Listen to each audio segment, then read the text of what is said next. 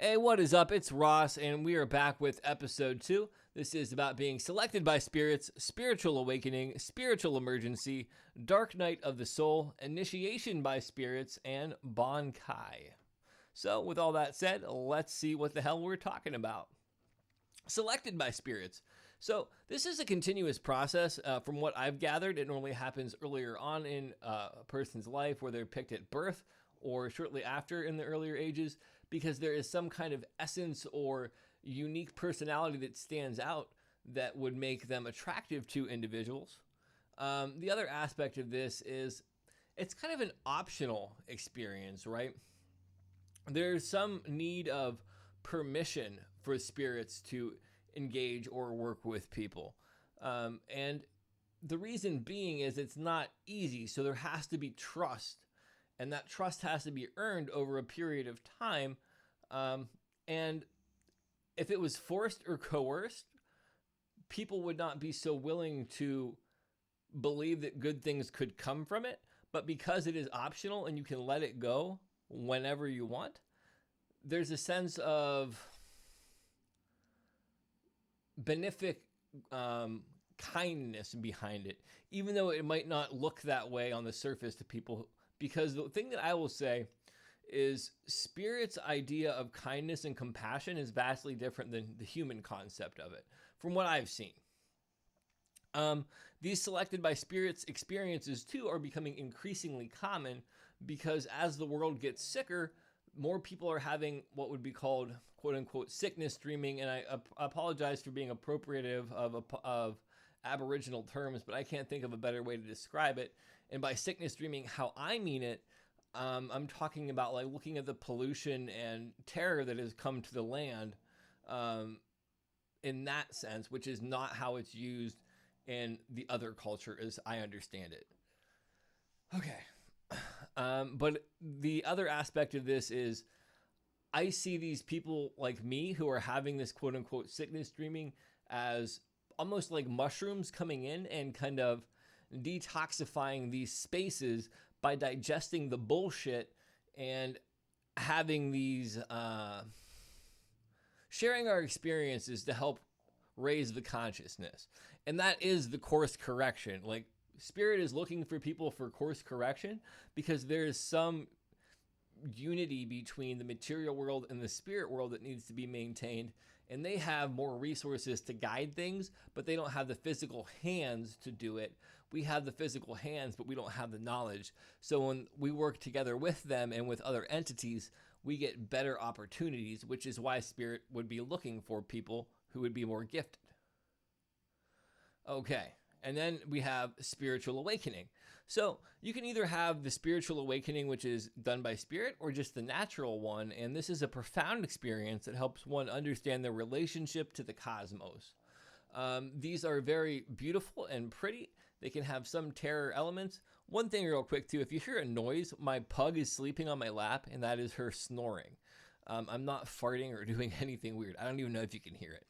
But anyhow, these spiritual awakenings are really profound and meaningful experiences, but the issue is they can leave people having a very false sense of reality because they're almost like looking at the world through rose-colored glasses, and you begin to miss out on the finer nuances of what it means to be human, and you can kind of be like a really big dick because of it. I've been that dick before, and I really don't want to be that guy that goes around and like tells everybody to be positive when their life is falling apart, because that's fucking bullshit.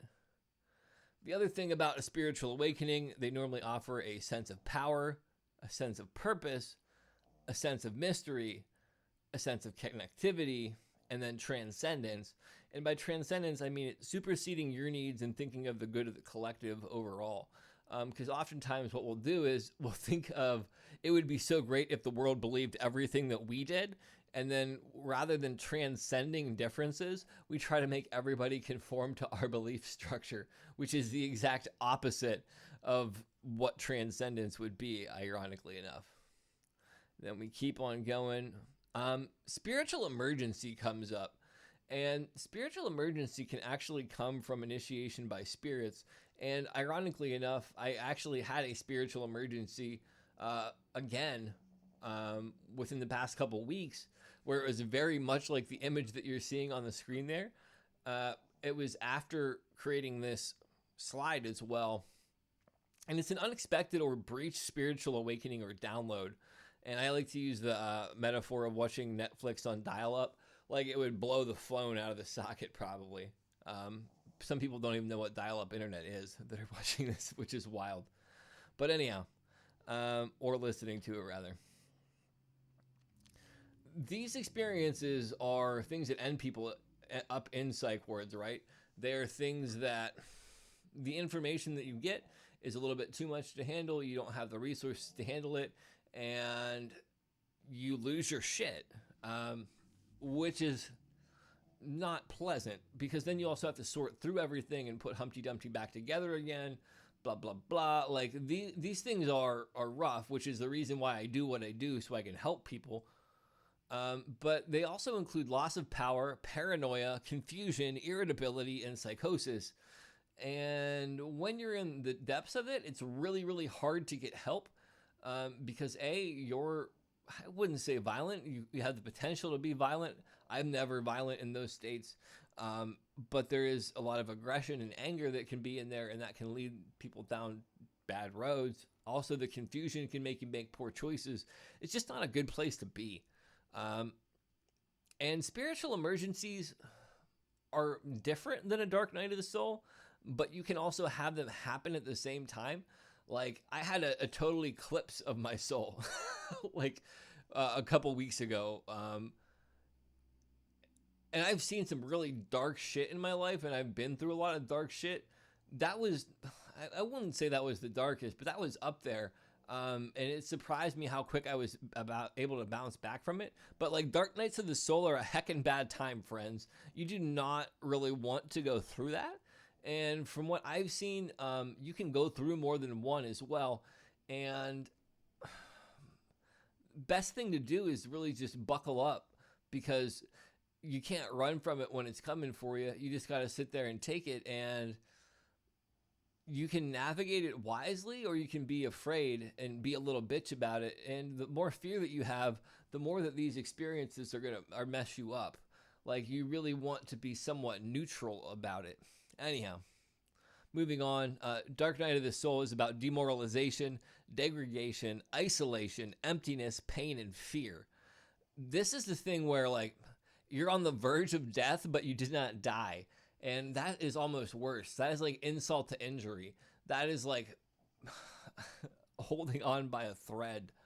And I really, really felt like that at the end of my whole recent spiritual emergency. Like, I was paralyzed, like, almost with stomach pains, cold, shivering, because I was out in like the rain in Ohio winter. It just wasn't good, dude. So we'll move on to the next thing. Initiation by spirits. So all of those horrible things, with the little sprinkle of the spiritual awakening, are largely initiation by spirit. If you survive it, it's well worth the experience. And again, big if there. There's a quote by Stephen King that I want to add on to this too. We're going to tack it on super quick. If is the longest word in the English language. I just love that freaking quote. But if you're able to navigate through these challenging experiences, like I navigated through one initiation by spirits. This was a whole different fucking ball game. Like, the other one was kindergarten. This was like, I'm not going to say master's degree, because I think that's a little bit too arrogant. This was like my community college degree, or like high school degree. And I'm not knocking community college. I'm just saying, like, it wasn't, I still have more that I can learn, is what I'm trying to say. I'm trying to be humble. Now I sound like an asshole. Anyhow, initiation by spirits, only a fool would want them. I definitely do not want any more. Requires grit. Yeah, you have to have a little bit of something else to make it through, because I don't know what the fuck I just experienced going through all of that, but I don't want to go through it again. But I do know that whatever the fuck I went through, it was going to help me be a stronger person. Requires heart. You have to have heart too, because if you do not have something that, like, you can rely on that is meaningful, like a why to get you through there, you're fucking cashed. You're cashed out. You're done. Requires principles. So you have to have principles in initiation by spirit because it's like the upside down. Everything is wonky. Even the rules have somewhat reversed. And if you don't have a general compass of how to be a good person and know right from wrong, you can very quickly put yourself in circumstances that can lead to real consequences and hurt or harm a lot of people. And then lastly, don't fail. You don't want to fail the initiation by spirits because if you do, you're gonna wish that you just never did. And I'm just gonna leave it at that, right? I don't think I need to unpack that anymore. And then we have Bankai, achieving a level of inner mastery that visibly manifests into the material world. This concept comes from Bleach, which is an anime that I really enjoy, and we'll be talking about Bleach as we go more through the podcast, but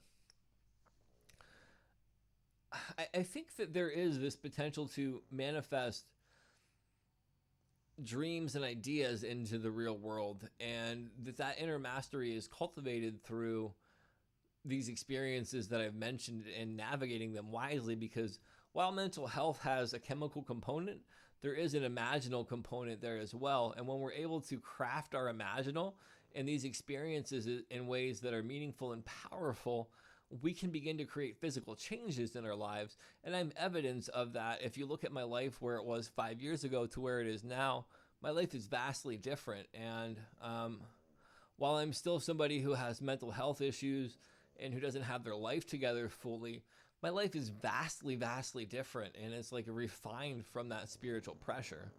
And my pug is snoring super loud now, dude.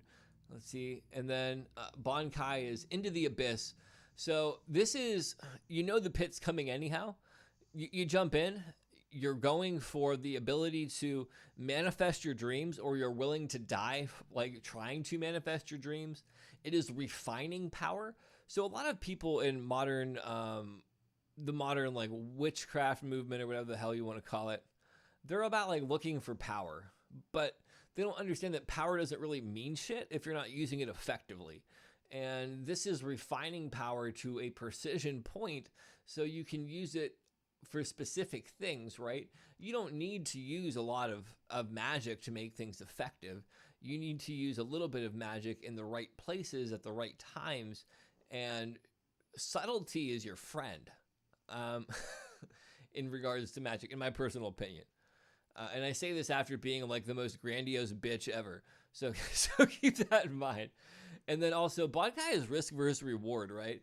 It's, do you want to stay small and like take little risks and get little reward, or are you going to go for the moonshot a couple times and see what really happens? Are you going to fuck around and find out? The universe loves brave people. The universe does not like cowards much. And let's see, quick note, other journeys await, and you'll have your own unique take on what these words mean in your experience. All of this stuff is just reference, not gospel. And I say that like, just keep in mind, all of these things I'm sharing are just ideas in my own personal experience. I'm not trying to dictate what your experience is. I just hope that you find something useful from this and that you're able to use it to grow and move forward. Okay, and sup with this process. So, I don't know why I wrote it like this. That's just worded so weirdly. Anyhow, my theories. The universe is educating us. The universe might be having fun with us, or the universe is learning. So why do I think it's like this? Because the universe is trying to learn or teach. Or it's just having fun and fucking with us because it's infinite. What else would it do? Recapitulate. Certain people are selected by spirits and undergo a series of experiences, but choice matters, and it's a test of your soul and character. So again, spirits can select people, take them through this process of awakening. There's some challenges there, and it's meant to bring out the best in you. And if you don't meet the grade, they're fine letting you be fodder. And next episode, which will be 2 weeks from now, we will be talking about spirituality is about tuning into the natural power of the universe. Magic is learning to channel it. So we're going to start making the separation between spirituality and magic.